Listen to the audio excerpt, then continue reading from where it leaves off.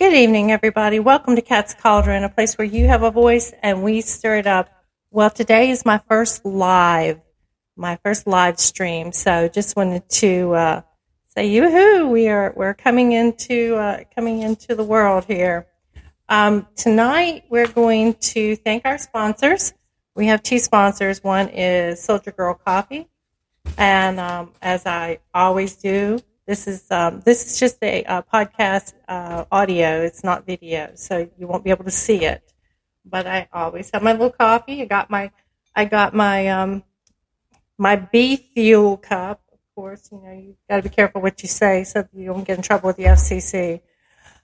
And I am loving it. I love it. And our other sponsor is the Veterans Ranch, and I'm going to play you a quick. Just to start off, I'm going to play you a quick little commercial.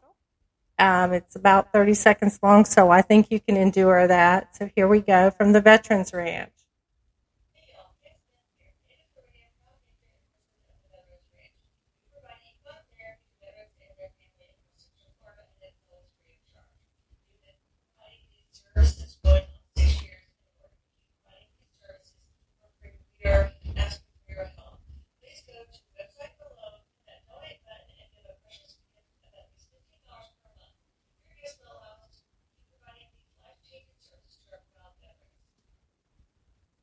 So there you have it. That is the video. And it's a really good one. Just going to play it again. I wanted to try to get you. I'm going to read you the website real quick. www.theveteranranch.org. So with that being said, just wanted to let you know that they have a concert coming up, a benefit concert. Things are moving and grooving for those folks, and please keep them in your prayers because there's a lot of work that goes in behind the scenes to be able to get this to flourish. And I would like to congratulate Carrie Beavers of Soldier Girl Coffee. She has won the People's Choice Award, and congratulate her on her accomplishments with that. Congrats, Carrie. So moving on with the show. So we are told there are new developments about the COVID vaccine and what the origin of it was. So new COVID origin theory, raccoon dogs. Okay, I think I've heard quite a few things in my time, but raccoon dogs. Okay, I'm not real sure about that. What's the next thing? The chupacabra or the Sasquatch is now spreading this virus. So new warnings, stay away from the deer. They may also have COVID as well. So I don't know what they're spreading here. So what's the real story? Okay, well, let me get this straight. First, it was from a bat at a wet market. And it was a natural mutation, not lab generated. So it was supposedly a natural mutation. Okay, 3 years and much evidence later, we find out it was a genetically altered mutation of the SARS-CoV-2 virus, and that the so-called good doctor, we all know who that was participating in the gain-of-function research at the Wuhan Lab of Virology, which is where the outbreak occurred. And I'm going to read you something that was released by the White House, and this is October 17th, 2014. Doing diligence to assess the risks and the benefits of life sciences gain-of-function research. Summary. The White House, and this is a direct article from the White House. I'll always state my sources. The White House Office of Science and Technology Policy and Department of Health and Human Services today announced that the U.S. government is launching a deliberate process to assess the potential risks and benefits associated with a subset of life sciences research known as gain-of-function studies. Following recent biosafety incidents at federal research facilities in the U.S. government, has taken a number of steps to promote and enhance the nation's biosafety and biosecurity, including immediate and longer-term measures to review activities specifically related to the storage and handling of infectious agents.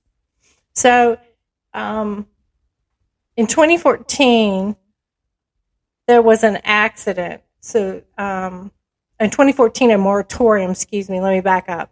In 2014, a moratorium was issued on gain of function in the U.S. Due to biosafety issues, as I just read. And then in 2012, we had an accident with the H5N1. So for those of you who don't know what that is the avian flu virus. So the H5N1 mishap with the avian flu caused serious concerns, and they have began to consider a possible moratorium on all gain of function in the U.S. So when the H5N1 virus hit the news, it was stated that it was a strain of the influenza virus that primarily infects birds, but can also infect humans. At first, this was reported as only transmittable from sick birds, but then they reported it was a human-to-human transmission and that it spread by airborne droplets, coughs, and sneezes. Do we see any similarities in the way that this spreads, the way that it was reported? So, I can get it right here. In 2017, the gain of function ban is lifted. So we'll move on to that. Feds lift gain of function research pause offer guidance. And this is from the University of Minnesota. This is an article from CIDRAP at the University of Minnesota. Okay? The National Institute of Health, NIH, today lifted a 3-year moratorium on funding gain-of-function research on potential pandemic viruses such as avian flu, SARS, and MERS. Well, SARS, obviously, what did I just say? SARS-CoV-2 is what they were experimenting with. Opening the door for certain types of research to resume. The action coincides with today's release of a Department of Health and Human Services framework for guiding funding decisions about proposed research involving pathogens that have enhanced potential for creating pandemics. Experts involved in the decisions welcomed development, but some said new framework still leaves key unanswered questions, such as how to responsibly report findings from the funded lab work in medical journals. Meanwhile, in research labs, some scientists plan to resume experiments and are relieved the pause has ended. Both groups are eager to see how the new review process works in real life.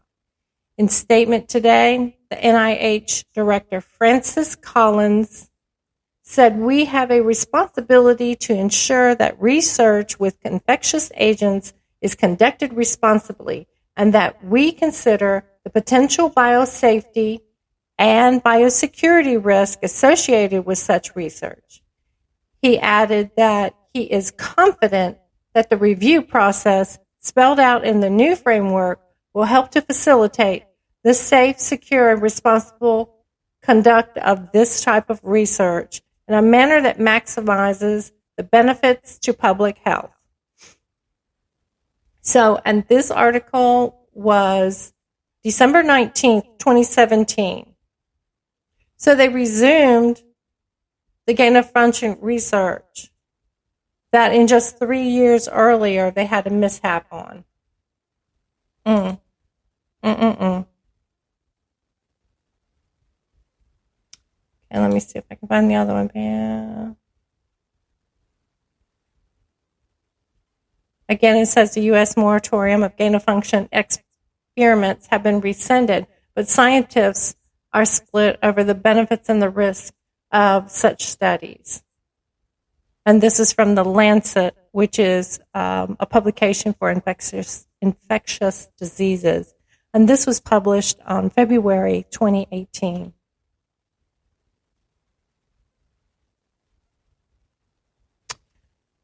Okay, on December 19, 2017, the U.S. Institutes of Health, NIH, announced that they would resume funding of gain-of-function experiments involving influenza, the Middle East, respiratory syndrome, coronavirus, and severe acute respiratory syndrome, coronavirus. A moratorium had been in place since October 2014. At the time, the NIH had stated that the moratorium will be effective until a robust and broad deliberate process is completed that results in the adoption of a new U.S. government gain-of-function research policy. This process has now concluded. It was spearheaded by the National Science Advisory Board for Biosecurity, NSABB, and led to the development of a new framework for assessing funding decisions for research involving pathogens with enhanced pandemic potential. The release of the framework by the Department of Health and Human Services, of which NIH is a part, signaled the end of the funding pause. The situation has its roots in 2011 when the NSABB suppressed 2 studies involving the H5N1 viruses that had been modified to allow airborne transmission from ferret to ferret. They worried that the malign actors could replicate the work to deliberately cause an outbreak in human beings. After much debate, the studies were published in full in 2012. HHS subsequently issued guidelines for funding decisions on experiments like the result in highly pathogenic H5N1 viruses, transmissible from mammal to mammal via respiratory droplets.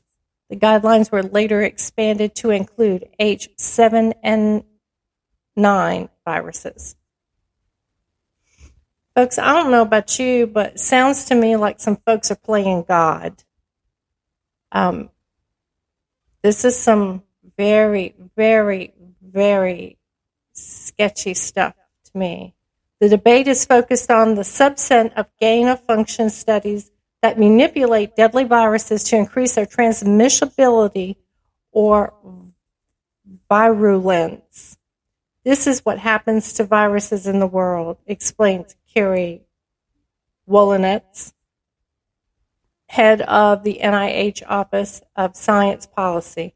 Gain-of-function experiments allow us to understand how pandemic viruses evolve so that we can make predictions, develop countermeasures, and do disease surveillance. Although none of the widely publicized mishaps of 2014 involved such work, the NIH decided to suspend funding for gain-of-function studies involving influenza, MERS, COVID, and SARS-CoV. The new framework stipulates that the decisions on whether federal funding should be granted to a particular gain-of-function experiment will be decided on a case-by-case basis by a multidisciplinary review board at HHS. The board will evaluate the scientific merit of the experiment and examine whether there are viable, less risky approaches to tackle the same To tackle the same question, the funding agency will be responsible for the ongoing review as experiments move forward. Aside from the review board, the funding agency and the Institutional Biosafety Committee will supervise the research. There will be multiple layers of oversight throughout the life cycle of the experiment. In 2016, the NSABB issued a set of recommendations for the evaluation of proposed gain-of-function research. The document, which informs the HHS framework, outlines criteria for assessing the potential risks and benefits. The first question is, how likely is the research to result in the benefits, and how great would these benefits be? And how likely is the research to result in harm, and how great would these harms be?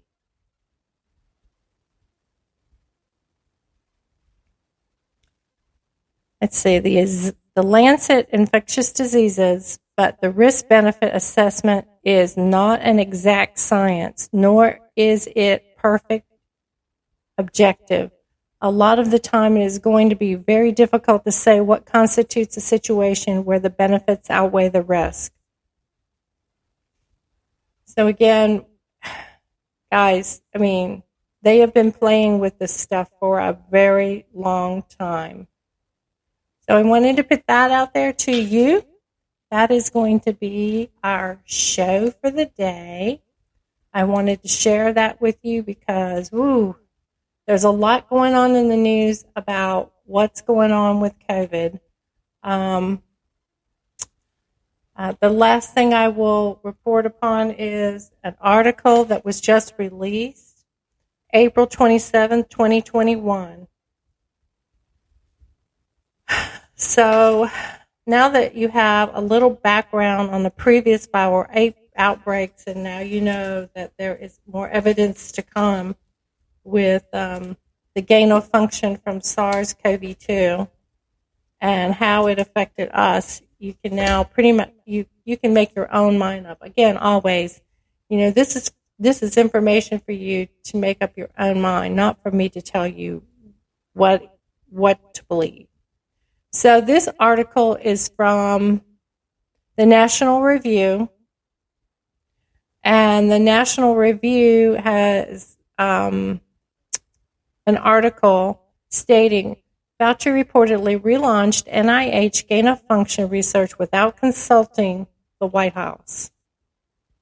Washington Post columnist Josh Rogin, who has done invaluable work in calling attention to the possibility that COVID-19 originated in a Wuhan lab, broke some reviews during his appearance on the Joe Rogan Show Experience Tuesday. After laying out circumstantial evidence that COVID originated in the Wuhan Institute of Virology, Rogan explained why Dr. Fauci, like many in the world of virology research, has a vested professional interest in downplaying the likelihood that so-called gain-of-function research of the kind performed at the Wuhan lab not only failed to prevent the ongoing global pandemic, but actually may have played a hand in unleashing it. The godfather of gain-of-function virology research, the head of the pyramid, is a guy you may have heard of called Anthony Fauci, Rogan says. So Anthony Fauci, the hero of the pandemic, is the most important person in the world of gain-of-function research there is. Basically, he is the one dispersing all the grants for this. He is the one who pushed to turn it back on after Obama turned it off. That's another crazy story. He turned it back on without really consulting the White House. He consulted the Office of Science and Technology Policy, which is part of the White House. But the White House put a pause on it, and he undid the pause. Rogan continues.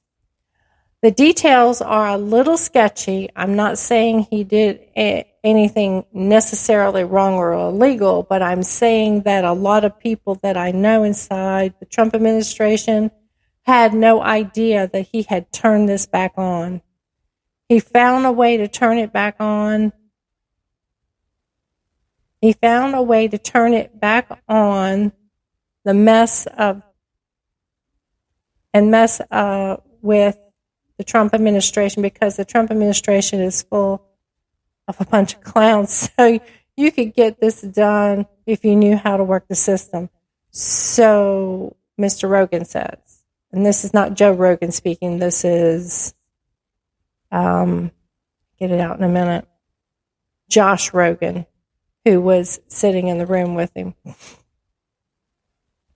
So, as Rogan himself admits, the details are a little sketchy, and we'll have to take a look at the sourcing, including in whatever article this piece of news appears in, before alleging any wrongdoing. But Rogan has banked significant credibility by questioning the mainstream COVID origins consensus. He dealt a significant blow to the media's near-religion faith in the natural transmission theory by reporting on the existence of the 2018 State Department cables that raised concerns about the lack of safety protocols at the Wuhan lab, which was performing gain-of-function research on bat coronaviruses at the time. The Obama administration suspended gain-of-function research in 2014 after a series of lab accidents involving pathogens at the CDC headquarters in Georgia. Many of us remember that. So, and then it goes into exactly what I just told you about the H5N1 virus and the accidents there. So what this article is basically saying is that you make sure you're listening to more than one source when it comes to the news and these things. But I'm just telling you, this is some crazy stuff right here. We weren't told the whole story, and gain of function was not supposed to resume. So with that being said, that is, again, I'm going to go ahead and end the show today. But that's what I wanted to convey today. I wanted to tell you that there is more to come on the origins of COVID, and we are all watching. So I hope that you enjoyed today's show. Please tell your friends about us. As always, you can reach me on www.spreaker.com, on Anchor, Odyssey, Google Podcasts, iHeartRadio, Getter, Reddit, Spotify, TikTok, Instagram, Facebook, YouTube, and Truth Social. So we're on a lot of platforms. Tune in, like, follow, and subscribe. That's what keeps us alive. And we will see you on the next show. And today was Manic Monday, so tomorrow will be Tyrannical Tuesday. So join us for Tyrannical Tuesday, and we will have a great time. So thank you again.